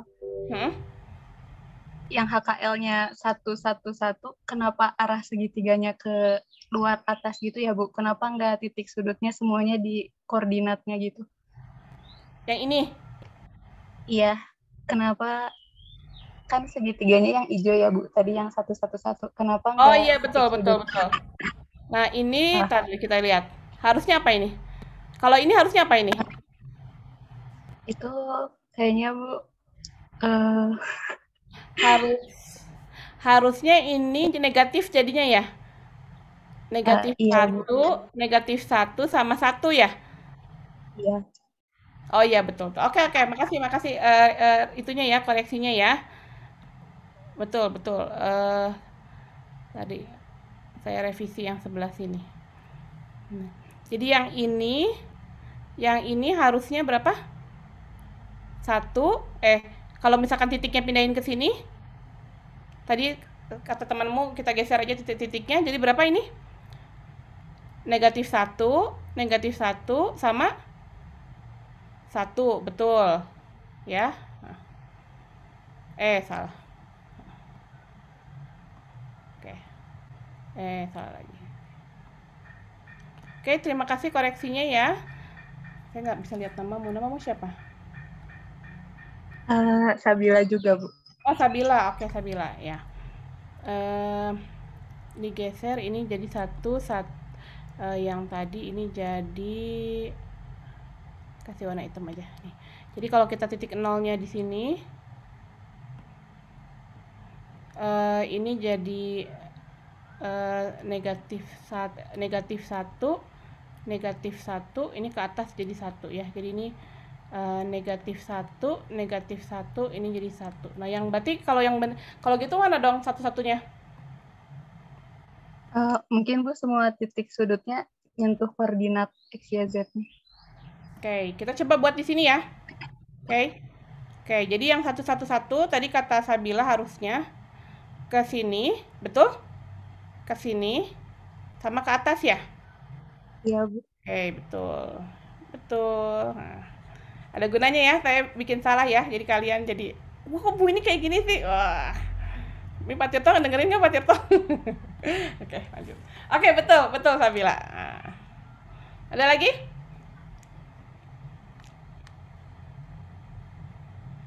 Ada lagi pertanyaan?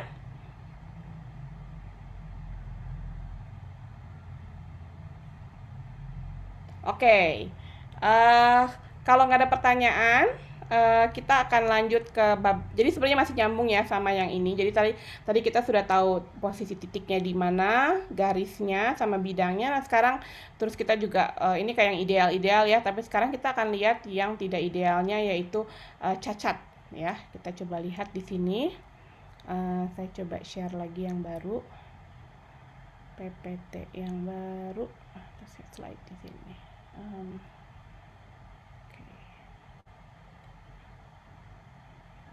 Salah kok mau kesini di yang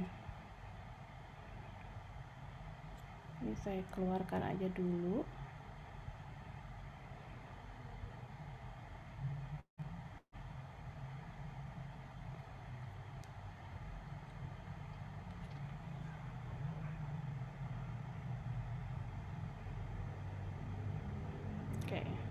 Sebelum kita masuk, kita akan ini saya ada 2 video kita lihat. Tadi structure udah ya, saya hapus. Di Edunext itu saya juga kasih ada beberapa tentang Arrhenius, tapi nggak saya ajarin di sini. Tapi kalau kalian nonton, kalian akan ngerti kenapa kenapa sih ada point defect dan ada difusi dan ada bergerak-gerak gitu. Kita coba nonton yang ini dulu. And we're here in Kemper Hall on the UC Davis campus, here in the heart of campus, part of the engineering complex. Kemper Hall is named after our second engineering dean, John Dustin Kemper. It's also the home of a number of academic departments, including the Material Science and Engineering program.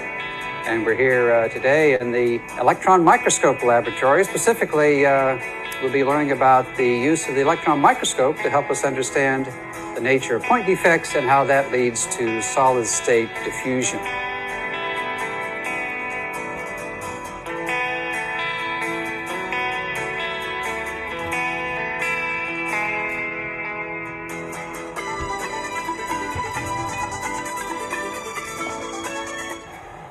The electron microscope behind me is very much like a traditional optical microscope we might be familiar with, perhaps from a high school biology class.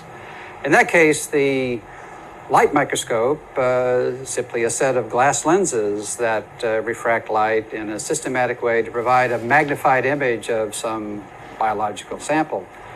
In the case of looking at engineering materials on the atomic scale, we use the transmission electron microscope with precisely the same optics, except we have magnetic lenses, electromagnetic lenses that are providing the same function as the glass lenses in the light microscope. And because electrons at high voltage, as they are in the electron microscope, have very short wavelength, we're able to see much higher scale resolutions. We're able to go to the atomic scale, as we'll see, and identify individual atomic arrangements and even individual defects. The title of this segment is Point Defects Explain Solid-State Diffusion. But before we explain what diffusion is and even what point defects are, we should spend a minute talking a bit about crystallography and simply acknowledging the fact that many of the common materials we use in engineering practice are crystalline in nature, which simply means that on the atomic scale they have a regular and repeating structure. For example, this stick and ball model here is called a simple cubic crystal structure. It's one in which this cubic arrangement of atoms is representative of the entire material. The small ball here representing the center of an atom at each corner of the crystal.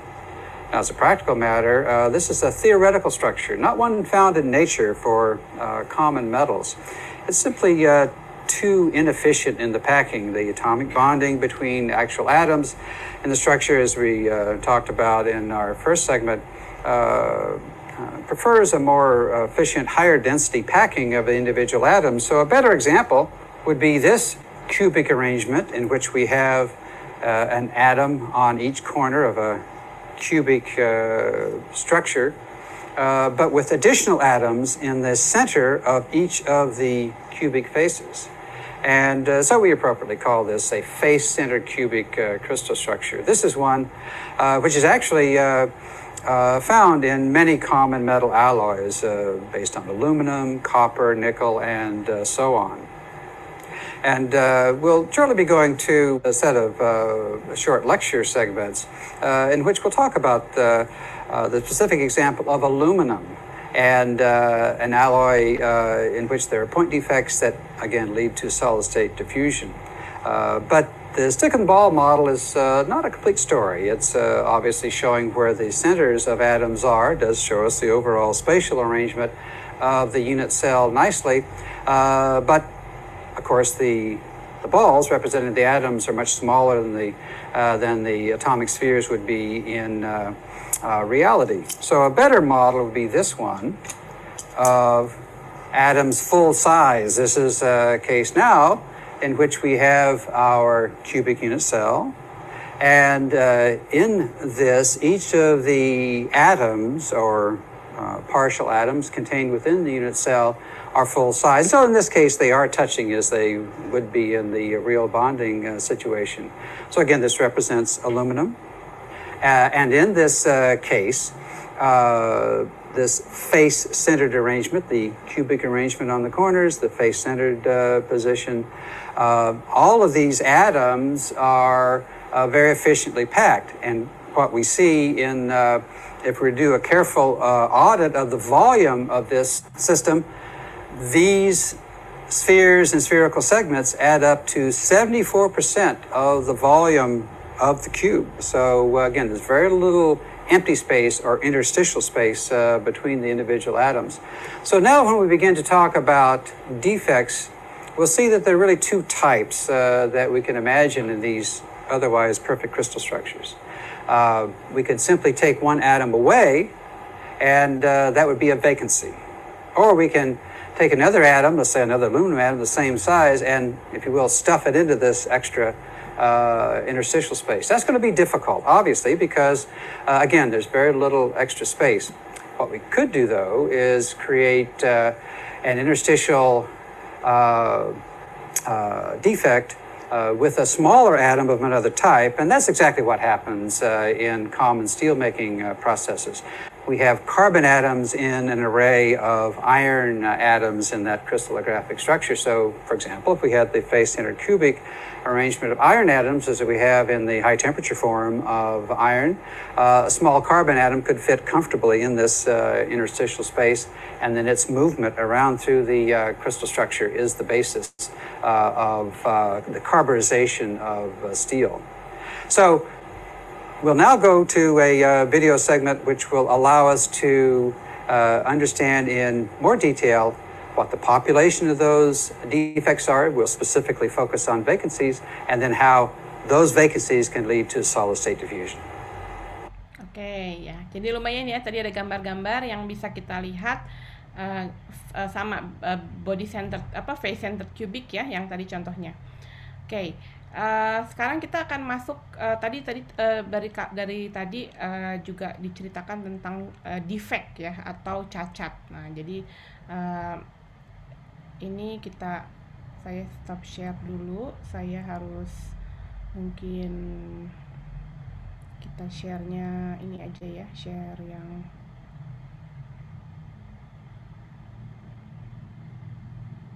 cacat.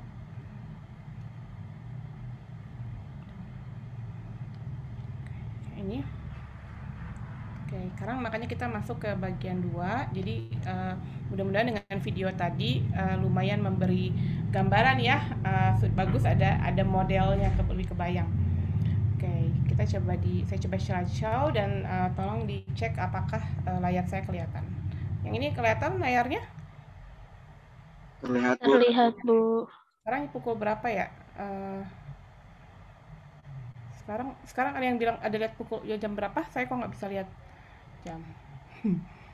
9.41, Bu. Oh ya, oke. Ingetin saya kalau udah mau hampir jam 10 ya, atau jam 10 kurang 5 ya. Handphone saya lagi dipakai anak sekolah, terus saya nggak bisa lihat jam saya rusak, terus saya nggak bisa lihat nggak bisa lihat jam di sini, jadi nggak kelihatan. Oke, kita masuk ke bab yang berikutnya, cacat atau defect ya, kalau misalnya itu tadi. Nah, jadi ini juga tadi ya menarik, ada berbagai cacat. Contohnya ini juga saya juga dapat juga dari website tadi pagi. Kita bisa juga membuat defect misalnya pakai kelereng ya. Jadi mungkin ini ada kayak tempat dari kaca gitu ya, dari kaca kemudian kita masukkan kelereng. Nah, kelereng itu kan dia kalau dia cepat-cepat itu bisa jadi ada yang kosong, ada yang mungkin kalau yang padat banget nggak ada ya. Mungkin ada yang sedikit yang agak kosong sedikit gitu. Nah, di sini. Nah, ini namanya adalah suatu cacat ya. Nah, jadi karena zat itu nggak akan mungkin ada yang 100% ideal, nggak ada gitu ya, selalu mengandung cacat dan ketidaksempurnaan.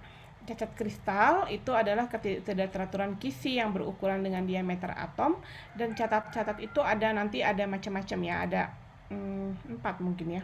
Ada cacat titik, ada cacat linier, ada cacat planar, dan ada cacat volume. Kalau cacat titik itu berhubungan dengan 1 atau 2 posisi atom. Jadi ini harusnya ada 1 atom, tapi nggak ada gitu. Sama kayak misalnya kalian misalnya kalian harus masuk kelas, kemudian kalian harus berurutan nggak tahu ya, mungkin harus duduk masing-masing di kursi gitu ya. Gitu. Mungkin kalau misalnya dalam 5 menit gitu ya, kalau misalkan dia atau misalkan dalam 10 menit semua kursi bisa masuk gitu. Misalkan ada 40 kursi, kalau semua masing-masing dapat kursi. Tapi kalau misalkan kalian harus masuk dalam waktu 1 menit berhenti gitu ya. Nah, bisa jadi ada di satu tempat yang dia penuh banget, ada yang masih kosong gitu kan. Nah, itu adalah cacat. Nah, ini juga zat padat juga yang sama, karena ketika dia didinginkan biasanya banyak yang dipendinginan cepat sehingga ada namanya vacancy ya. Nah, tadi Profesor Shackelford sudah bilang juga bahwa ada point defect atau cacat titik. Saya tulis di sini.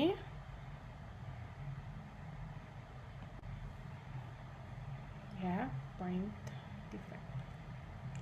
Nah, point defect ini yang paling gampang adalah lowongan atau vacancy. Kalau vacancy ini berarti 1 atomnya hilang.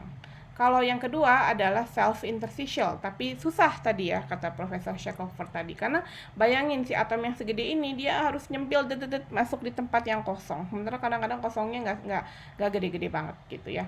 Nah, semua cacat padatan kristalin mengandung cacat lowongan atau cacat vacancy, dan kehadiran lowongan itu meningkatkan entropi kristal ya.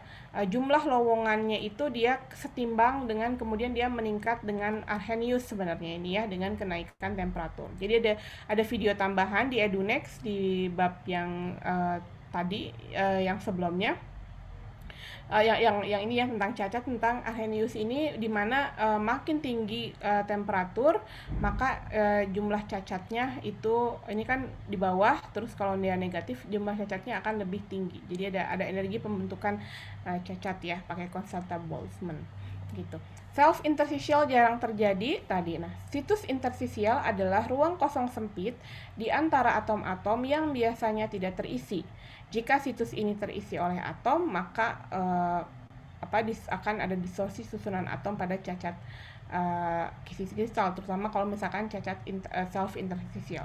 Tapi mungkin kalau misalkan kita ada atom yang lebih kecil, misalkan ini ada besi ya, Fe, kemudian kita masukin ke sini kecil C gitu misalnya ya, kan ukuran C lebih kecil dari Fe ya. Fe molecular weight-nya atomic weight-nya 56, Kalau C itu 12. Jadi secara ukuran mungkin dia jadinya lebih kecil. C ini bisa nyempil-nyempil di sini. Itu mungkin terjadi. Nah, kalau yang bukan, nah kalau dia nyempil, ya kalau dia masuk ke dalam itu bukan lowongan namanya, tapi namanya adalah impurities atau pengotor, ya, pengotor. Misalnya tadi si C tadi, atom C disebutnya dia nyempil di ruang kosong, itu namanya adalah interstitial atom, ya. Nah, sementara kalau dia mensubstitusi, misalnya nih saya punya atom Cu ya. Terus saya masukin paduan alloy Zn misalnya. Nah, dia ukurannya mirip. Kita harus lihat ukurannya. Kalau mirip, dia bisa masuk ke sini, bisa ngeganti. Nah, ini namanya substitutional ya. Jadi adalah atom substitusional. Kalau ini yang C misalkan antara Fe dan C, ini adalah atom interstitial ya. Logam murni itu tidak hanya terdiri dari satu jenis atom, itu tidak ada di dunia ini. Kalau misalnya kita dari pabrik ya, membuat 99,9999%, artinya ada 10⁻22 sampai 10⁻23 atom pengotor per meter kubiknya. Wah, bayangin ya, karena mungkin 1 mol kan gede banget ya, 10⁻6. Jadi banyak nih, walaupun kita buat logam semurni mungkin masih banyak atom-atom pengotor di sini, gitu ya. Nah, atom pengotor itu sengaja ditambahkan, yaitu kita masukkan sengaja, contohnya Cu ditambah Zn untuk meningkatkan, ini Cu sama Zn itu paduannya namanya brass atau apa brass tuh ya? Kuningan ya, kuningan. Kalau atau enggak perunggu gitu ya. Ini sengaja untuk meningkatkan sifat mekanik dan juga ketahanan korosi. Nah, justru kalau di dunia material cacat itu malah bagus ya, malah lebih bagus. Dan ini diganti sama seperti dia di sistem ini antara pengotornya ditambah dengan yang lebih dominannya itu disebut dengan larutan padat atau solid solution. Kalau Anda punya larutan antara etanol sama air, dia tercampur sempurna, misalnya 30% etanol dalam air. Nah, ini juga padatan juga sama, dia punya larutan padat. Jadi titik-titik substitutionalnya ini dia random ya, merata gitu. Enggak di sini blok Zn semua terus Cu gitu, enggak, dia akan bareng-bareng. Nah, larutan padat juga sama termnya ya, definisinya yang lebih banyak jumlahnya disebut pelarut atau solvent, dan yang lebih sedikit disebut solut atau solut ya, seperti itu. Nah, oke. Jadi mungkin itu dulu, sebentar sebelum ini saya akan coba lihat ini. Nah, larutan padat itu solid solution, itu tadi ada yang interstitial, ada yang substitutional ya. Tadi yang interstitial yang nyempil, contohnya adalah C dalam Fe. Nah, ini bisa langsung ke sini ya. Dia menempati ruang kosong antara atom-atom solvent. Jadi misalnya C itu dia jari-jarinya 0,071 nanometer, sementara Fe adalah 0,124. Jadi si C-nya ini bisa nyempil-nyempil di ruangan yang masih kosong. Itu adalah interstitial. Atom-atom solut terdispersi merata dan sembarang dan tidak mengubah struktur kristal logam dasar yang awal ya. Kalau substitusional, contohnya Cu sama Ni misalnya. Si Cu itu jari-jarinya 0,128. Kalau Ni itu 0,125 gitu. Struktur kristalnya masing-masing logam ini sama-sama FCC. Elektronegatifanya juga nggak terlalu jauh, valensinya juga sama ya, ada +2+2. Nah, karena dia sifatnya mirip, ini adalah sifat-sifatnya, beda jari-jarinya nggak boleh harus kurang dari 15%, strukturnya juga harus sama, elektronegatifnya harus sama, logamnya juga harus lebih bisa melarutkan. Nah, jadi artinya larutan padat ini bisa terjadi. Jadi kita bisa dapat 50% Cu, 50% Ni, itu semua tersebar merata sebagai substitusional.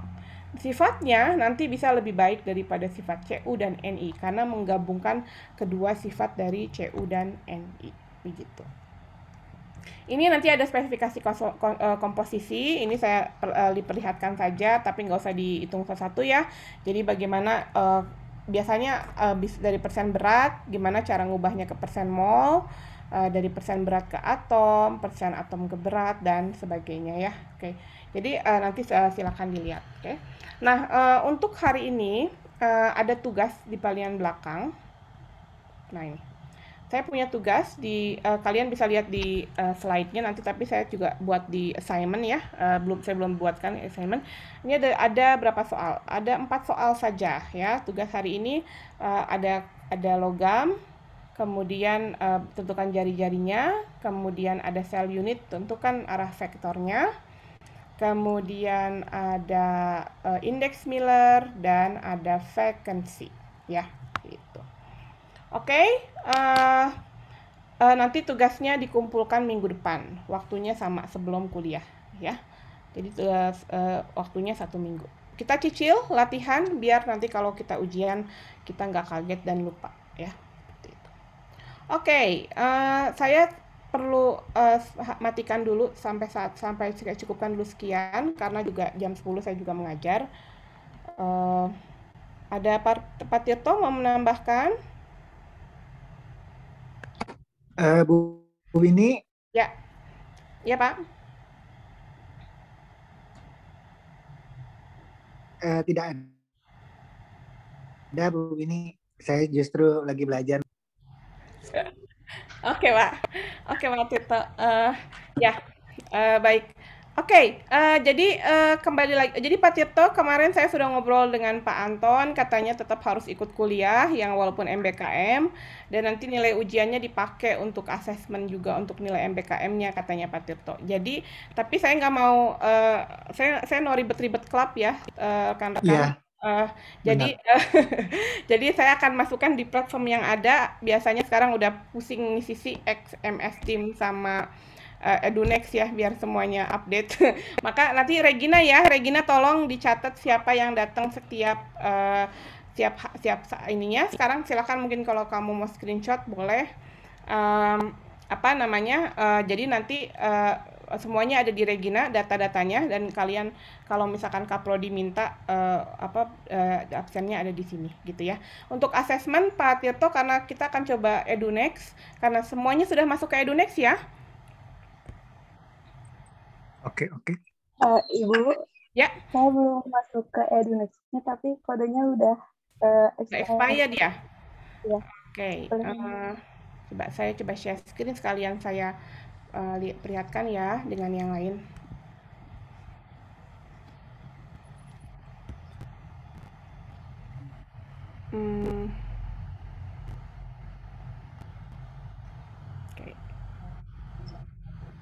Oke. Nah ini ya, jadi ini jadi introduction, ini link meetingnya. Kalau pas yang saya ngajar ini pakai linknya. Nanti kalau Pak Tirto yang ngajar boleh pakai punya Pak Tirto ya Pak, dimasukkan ke sini. Kemudian ini yang modul pendahuluan. Modul pendahuluan ini udah dulu saya pernah bikin video pembelajaran awal, jadi bisa ini yang awal bisa dipakai. Kemudian rekaman kuliah ya yang minggu lalu juga saya masukkan sini. Jadi biasanya kalau udah habis kuliah nanti rekamannya saya download, kemudian kalau malam-malam tuh masih bisa saya masukin ke YouTube biar nggak berat di Edunext-nya. Jadi ini udah kalian bisa lihat di rekaman minggu yang kemarin ya. Jadi rekaman minggu kedua mungkin ada di modul 2 ini. Nah, di modul 2 ini ada struktur kristal zat padat, dan saya tambah yang hari ini dan yang cacat. Kemudian di sini ada harusnya saya tulis ini submodul, tapi nggak keisi ya. Ini hanya harus saya tulis video pembelajaran dari Coursera ya. Nah ini yang video-video tadi yang sudah ditonton bareng-bareng, tapi kalau kalian pengen nonton itu juga ada di sini gitu ya. Nah jadi nanti kemudian cacat struktur tadi baru materinya, nanti saya masukkan video pembelajarannya, dan assignment juga saya akan masukkan di sini gitu. Kalian nanti bisa lihat assignment di bagian sini ya kalau nggak salah ya. Nah, di sini ya bagian assignment untuk lihat course-nya apa, tugasnya apa, deadline-nya kapan. Oke. Nah, terus yang belum masuk ke EduNext ya tadi ya. Siapa nih? Tokennya ya. Jadi tokennya adalah Oke, udah expired ya. Kita update. Sampai minggu depan lagi. Oke, silakan. Siapa? Sabila, yang lain di foto. Oke ya, Regina ya, tolong Baik, Bu. foto dan dikasih tahu. Cuman sampai tanggal 9 aja. Oke. Oke, begitu ya rekan-rekan semua. Terima kasih. Saya matikan dulu recordingnya.